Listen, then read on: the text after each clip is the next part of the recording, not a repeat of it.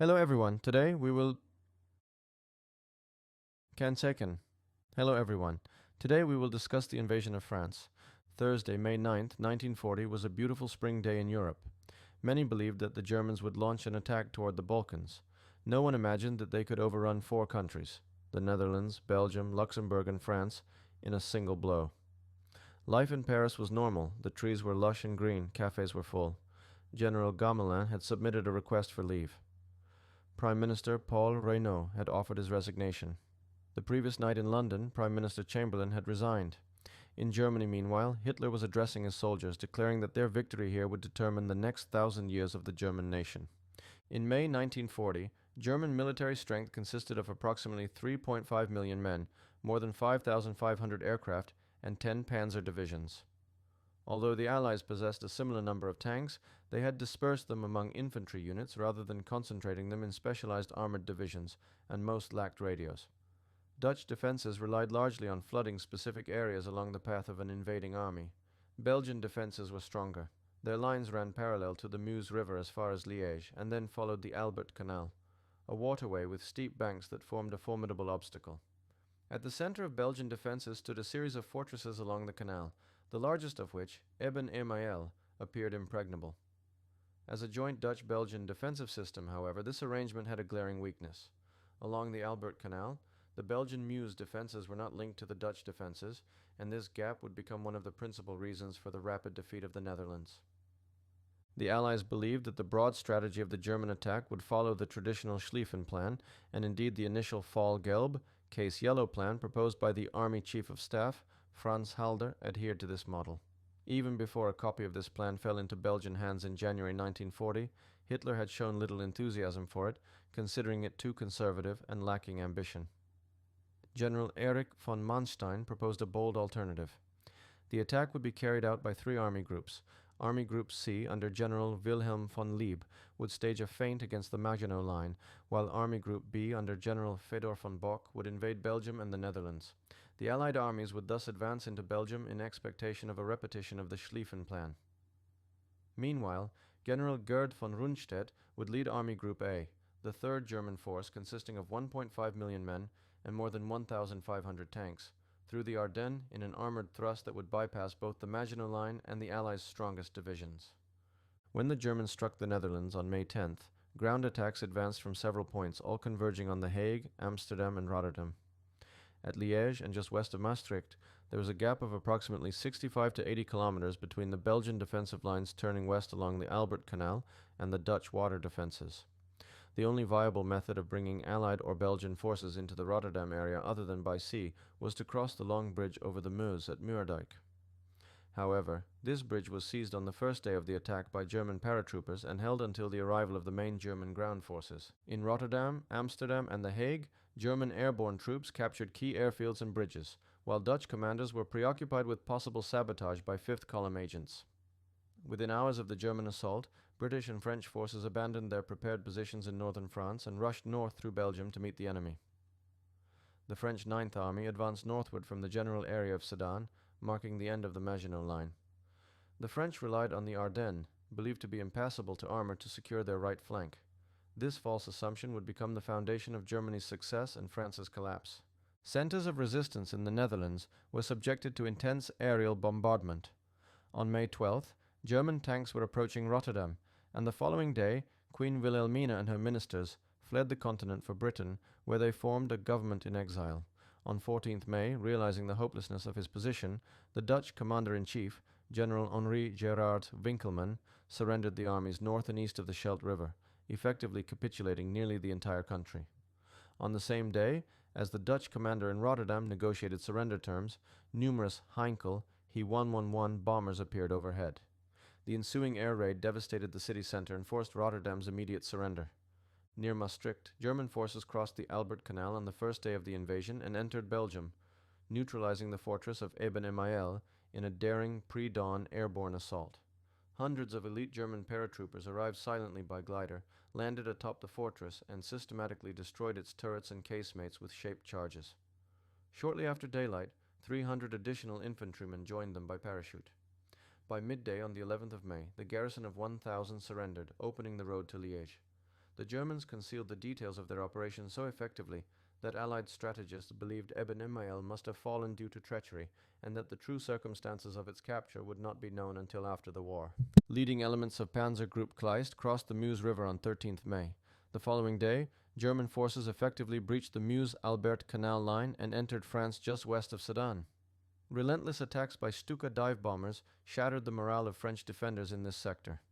French commanders had believed so firmly in the impossibility of an attack through the Ardennes that units there lacked both anti-tank and anti-aircraft weapons. The Maginot Line itself remained unbroken. Major General Erwin Rommel's 7th Panzer Division crossed the Meuse near Dinant on 13th May and rapidly established a bridgehead on the western bank. On May 15th, General Georg Hans Reinhardt's Panzer Corps broke through the French line at Monthermé.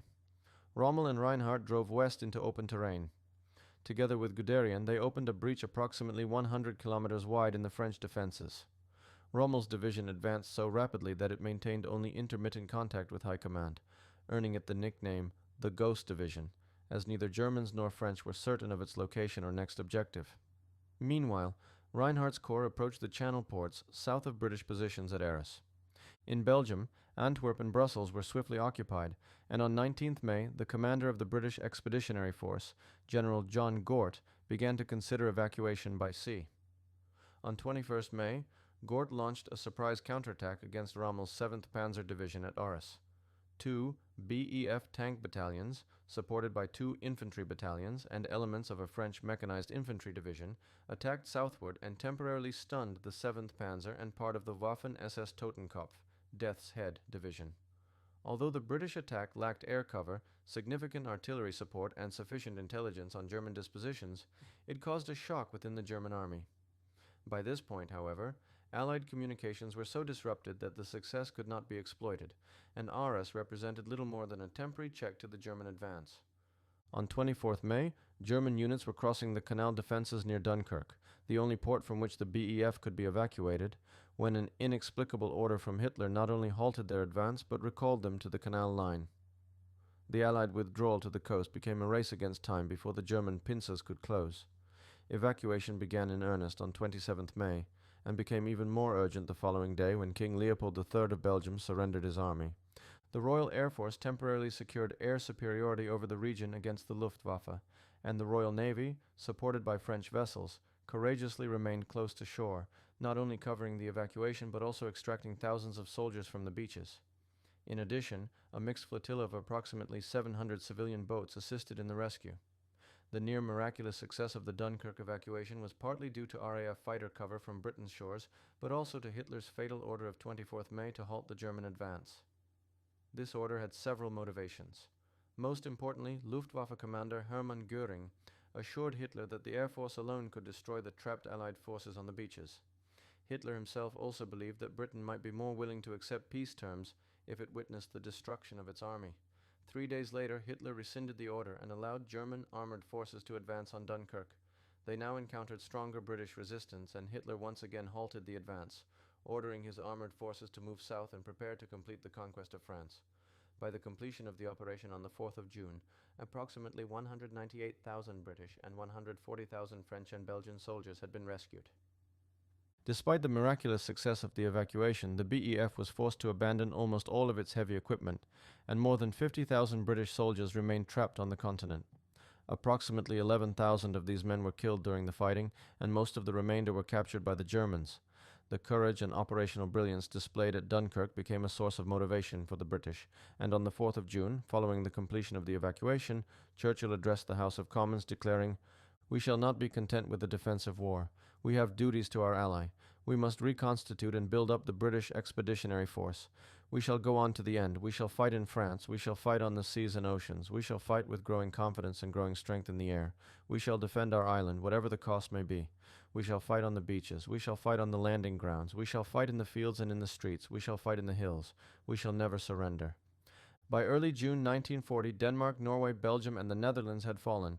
The British had been driven into the sea, and the Germans had captured more than 1 million Allied soldiers in just 3 weeks. The new French front along the Somme and the Aisne became known as the Weygand Line.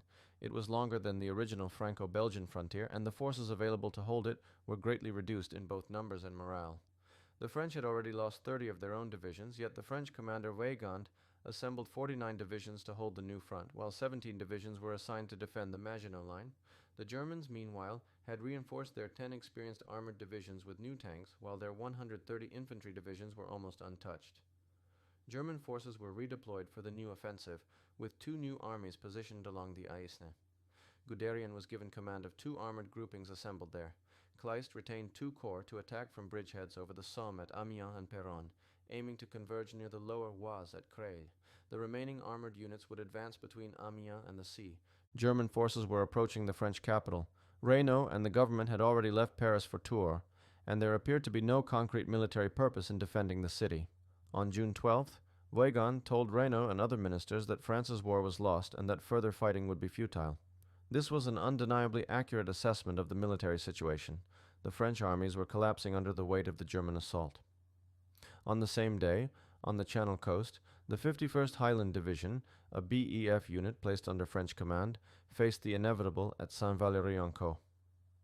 Unable to reach Dunkirk, Cherbourg, or any other evacuation port, and having exhausted their supplies and ammunition, Major General Victor Fortune and his 10,000 men surrendered to the Germans. Fortune would become the highest-ranking British prisoner of war captured by Germany. On June 14th, the French army evacuated Paris, and later that day the Germans entered the city. Although Pétain's cabinet included Weygand as Minister of Defense, its composition left little doubt that the government had been formed to end the war. Reynaud, who advocated continuing the fight from French North Africa, was absent. On June 17th, Pétain asked the Germans for honorable armistice terms. On 21st June 1940, in the presence of Hitler, surrender terms were dictated and signed in the same railway carriage at Compiègne, where the armistice of 11th November 1918 had been signed. The following day, the French accepted the terms. The armistice of 22nd June divided France into 2 zones, one under German military occupation and the other remaining under nominal French sovereignty.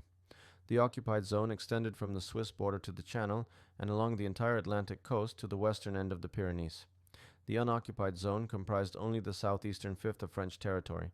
The French Navy and Air Force were to be neutralized, though they were not required to be handed over to the Germans.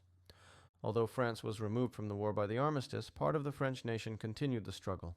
Charles de Gaulle established himself in Britain as the voice of continued French resistance, and on June 28th was recognized by the British as the leader of Free France. This brings us to the end of today's episode. In the next episode, we will listen to the Battle of Britain. Please continue to follow us, support the channel by liking it, and thank you.